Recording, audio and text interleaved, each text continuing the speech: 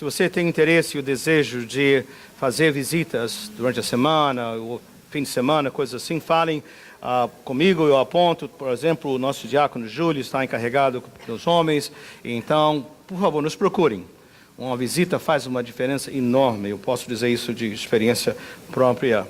Antes de nós prosseguirmos com essa palavra, mais um aviso. Isso veio agora, vocês ouviram Janaúba, lá em Minas Gerais, norte de Minas. Ouviram essa tragédia? Coisa terrível. Tá? Pastor Jeremias Pereira, que fez o anúncio no Facebook, alguém muito respeitado e conhecido entre nós, e nós sentimos profundamente. Então, a nossa igreja está pronta a canalizar ajuda. Então, pessoalmente, eu quero contribuir. Então, através da igreja, aí está a informação, caso você queira mandar direto para o Brasil. Se você quiser, através da igreja, você nos passe a oferta o mais rápido possível, nós encaminharemos ao pastor Jeremias esse fundo. Não resolve, não muda, mas minimiza, é o conforto que vem. Então, vocês têm sido uma igreja generosa em tantas maneiras, está aí uma oportunidade também de nós trabalharmos. Uma palavra de agradecimento pela ajuda a Porto Rico. Aqui na entrada, os que chegaram viram ali águas e coisas a mais. Já muitas coisas levamos, durante a semana vocês trouxeram. Então, nós, para esse container, termina hoje, né? Até o final do culto em inglês, por volta de 1h30, 2 da tarde, é o último horário, caso você queira correr. Eu esqueci, corra aqui e você pode trazer ainda. Haverão outros containers no futuro, né? E um dos pedidos de oração dessa semana foi de uma família da nossa igreja, do Martim Lisette, que sua família, pais, irmãos, todos mais, eles já não, desde que veio o furacão, eles não tinham conseguido falar ainda. Sexta-feira conseguiram, em nome de Jesus. Então foi um alívio tremendo. Estava lá no nosso canto de oração, foi muito, muito alívio saber disso. E obrigado pela ajuda, CCP de Jesus, povo generoso que vocês são, tá? O texto de hoje está no Salmo 1, um salmo muito conhecido. Você pode abrir, vou encorajar você a mantê-lo aberto, mas quero que nós vamos fazer algo que a gente não faz há algum tempo. Nós vamos ler juntos. Por favor, põe-se o cinto de segurança. Hoje é dia de ceia. Domingo passado o culto foi tão longo que não deu para fazer a ceia. Hoje nós vamos fazer a ceia, mesmo que seja às 2 horas da tarde. Pronto, amém? E o pessoal do próximo culto nós vamos esperar. Viu? Paciência. Então fique comigo. Nada de correria. Não tem panela lá no fogo em casa. Se tem, deixa queimar, tá bom? Fiquem conosco, ninguém sai. Osiel, fechem as portas, ninguém sai, só emergência. Valdomiro, fecha aquela porta, ninguém sai, tá? E pronto, tá bem? Tá feito assim, combinado? Salmo 1. Posso pedir a vocês para ficarem de pé mais uma vez? Vocês estão tão confortáveis, né? Caso você esteja aqui com um bebê no colo, né? Nós temos um berçário que você pode ver o culto e ouvir o culto. Quando você leva o bebê para o berçário, você ajuda você mesmo, porque ele está à vontade e todo mundo você pode ouvir e ver o culto sem se preocupar com barulho, né? E também você vai ajudar os nossos irmãos aqui a não pecarem. Por que isso? Porque se o bebê está sentado na frente, a turma inteira daquela fila fica assim, o tempo todo.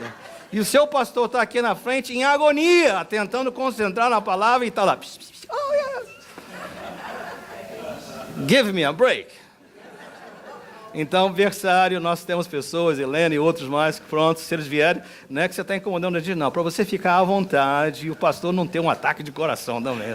Amém? Vamos ler juntos, como está aqui nessa versão, aqui na tela, todos juntos, vamos lá? Como é feliz aquele que não segue o conselho dos ímpios, não imita a conduta dos pecadores, nem se assenta na roda dos zombadores. Ao contrário, sua satisfação está na lei do Senhor, e nessa lei medita dia e noite. É como a árvore plantada na beira de águas correntes, dá fruto no tempo certo, e suas folhas não murcham. Tudo que ele faz prospera. Não é o caso dos ímpios. São como palha que o vento leva. Por isso os ímpios não resistirão do julgamento, nem os pecadores na comunidade dos justos. Pois o Senhor aprova o caminho dos justos, mas o caminho dos ímpios leva à destruição. Essa é a palavra do Senhor. Amém. Podem se sentar. Mantenha a sua Bíblia aberta, eu encorajo, né? Eu vou colocar aqui hoje para ajudá-los, vou colocar aqui na tela todos esses textos e pontos. Quero fazer algumas colocações nesse texto, né? Salmo 1, livro de Salmos, 150 Salmos. Salmo 1 é o portão de entrada. Ele é uma ponte. E eu vou poder explicar nas próximas semanas, pelos próximos 2 domingos, um pouquinho mais. Vamos pegar apenas algumas porções hoje. Mas o Salmo 1 também é um alicerce. Nós temos muitos irmãos que trabalham na construção. É a fundação, a foundation. Não sei se em português é foundation, fundação ou se é alicerce. Vocês entendem? É aquela base. Sem ela, não há casa, não há edifício, nada que possa ser construído. E o Salmo 1 é o alicerce. É o portão de entrada. É a ponte para uma vida próspera. Para uma vida bem-sucedida. E como nós lemos, para uma vida feliz. Eu me arrisco a dizer que quem é que não quer uma vida próspera? Quem é que não quer uma vida bem-sucedida? Quem é que não quer uma vida bem feliz? E dizer que todo mundo quer, não é? Eu creio que esse é o nosso. Por quê? Porque nós somos criados por Deus para viver bem.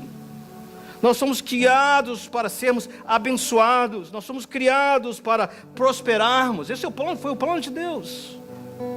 Crescei, multiplicai-vos e dominai a terra. Posição de honra, né? Coroado com honra e glória. Nesse Salmo 1, e como eu disse, nós vamos colocá-lo em 3 semanas. Você precisa voltar para ver o resto. Nesse Salmo 1, nós somos ensinados, primeiro, o que não fazer.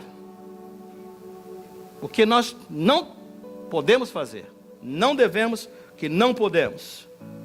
E se você se lembra, quando nós lemos, eu vou voltar a esse texto daqui a pouquinho, é um declínio progressivo. Diz assim, feliz é aquele que não anda com os ímpios, que não fica parado aí perto de pessoas ímpias, e também não se assenta. Então ele estava andando, agora ele parou para prestar atenção, e ele resolveu se assentar e juntar-se com aqueles que não seguem os caminhos do Senhor. Então ele diz, o que não fazer? Você não ande com eles, não pare para ouvi-los, e também não se aceite para se tornar como um deles. E também nós descobrimos nesse salmo o que fazer. Eu não vou tocar no que fazer hoje. E por último nós vamos ver o que acontece, qual o resultado se eu fizer o que a palavra de Deus está me orientando a fazer. O que acontece se eu seguir a voz de Deus para mim? O que acontece se eu seguir os caminhos de Deus, a direção dele? Se eu seguir a voz dele, o que acontece? Você vai ver o resultado. E nós vamos ver tudo isso nessas próximas semanas. Agora pausa, vou fazer um parênteses. Esse salmo não está lidando com salvação ou vida eterna. Deixa eu me colocar isso ainda mais claro. Esse salmo lida com o estilo de vida de alguém que já tem certeza de onde irá passar a sua eternidade. Então não confunda pensando que se você fizer 1, 2, 3, você vai alcançar a vida eterna. Esse salmo é para como nós que já temos a vida eterna, devemos viver a vida aqui, enquanto o outro lado do céu não acontece nas nossas vidas. Está claro a proposição? Só por questão de dúvida, vale a pena investir dizendo o seguinte, vamos falar um pouquinho de salvação. Não vou colocar o verso, vou colocar apenas o endereço. Você pode olhar em casa. Hebreus 9, 27 diz assim, a nós, a você, a mim, nos é dado, eu vou acrescentar aqui, o privilégio de viver uma vez e morrer. E depois disso, aparecer diante de Deus. E agora a prestação de contas. Então isso é promessa. A nós nos é dado o privilégio de viver e morrer uma vez. E depois disso apresentar-se. Todo mundo. O próximo, Romanos 3, 23, diz assim.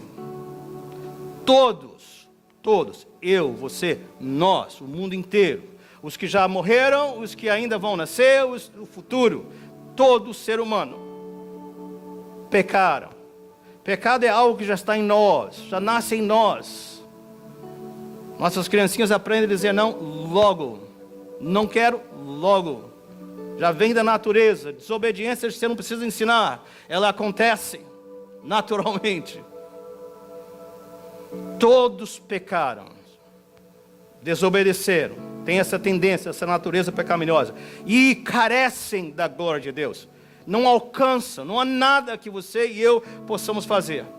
Olha o Romanos 6, 23 diz assim, e o pior da história é o seguinte, que o salário, quando você trabalha, você é pago.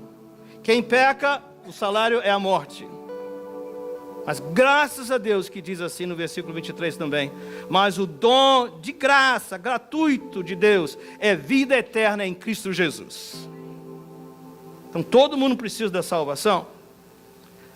E por causa disso, João 3,16, que é tão conhecido, diz que Deus amou o mundo de tal maneira, que Ele deu uma solução para o problema, o salário do pecado.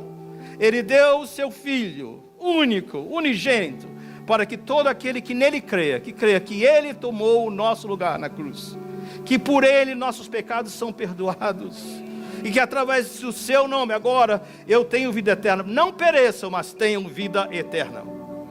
E só para não haver dúvida, o apóstolo São João nos ajuda.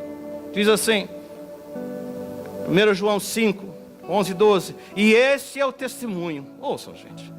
Deus nos deu a vida eterna. E essa vida está em seu Filho. E ele deixa muito claro, quem tem o Filho tem a vida. Quem não tem o Filho não tem a vida. Você tem o Filho. Você tem Jesus no coração. Se hoje o Senhor bater a sua porta, quando eu falo porta, seu coração, seu íntimo, se há dúvida, não endureça o seu coração, receba-o,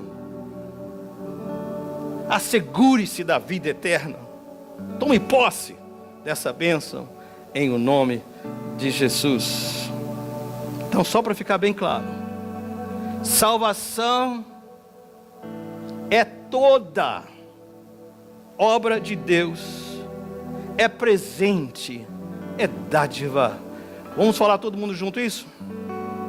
Cadê o... não está andando? Cíntia. Salvação é toda obra de Deus, é presente, é dádiva.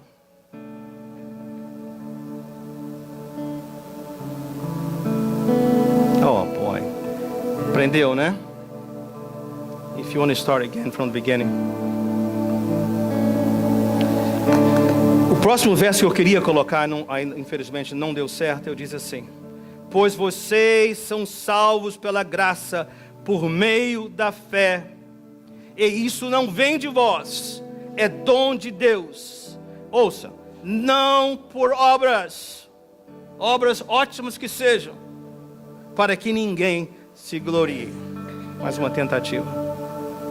Precisamos, né? Ok, one more time.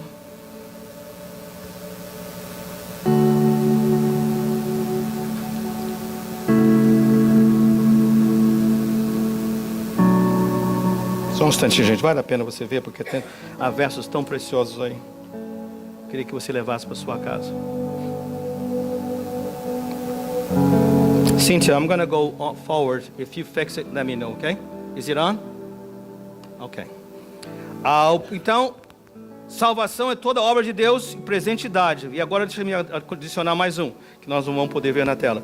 Obediência é toda nossa. Repitam isso. Obediência é toda nossa. Salvação é toda obra de Deus, digam.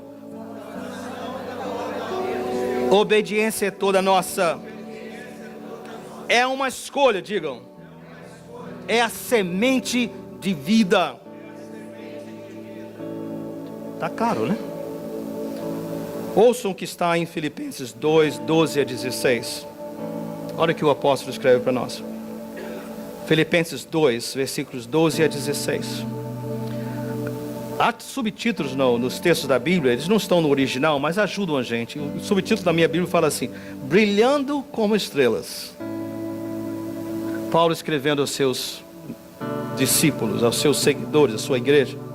Assim, meus amados, como sempre vocês obedeceram, não apenas na minha presença, porém muito mais agora na minha ausência. Ele diz: ponham em ação a salvação de vocês com temor e tremor. Salvação que vocês receberam como dádiva, ponham em ação, usem. Pois é Deus quem efetua em vocês tanto querer quanto realizar, de acordo com a boa vontade dEle. Ouçam, façam tudo sem queixas, nem discussões, para que venham a tornar-se puros e irrepreensíveis, filhos de Deus, inculpáveis, no meio de uma geração corrompida e depravada, na qual vocês brilham como estrelas no universo, retendo firmemente a palavra da vida. Assim, no dia de Cristo, olha o Paulo falando, né? Assim, no dia de Cristo, eu me orgulharei de não ter investido meu tempo com vocês em vão. Tá lindo isso, né? Eu coloquei meu nome ali naquela lista ali, né? Coloquei meu nome. Essa semana eu tive um encontro com um dos nossos jovens membros. Rebelde, né? Rebelde esse menino, né? Mas, então, finalmente, ele concordou de nós nos encontrarmos. E ele, a sua posição é assim: pastor, eu não tenho que dar satisfação nenhuma ao Senhor. A vida é minha, eu faço com ela o que eu quero.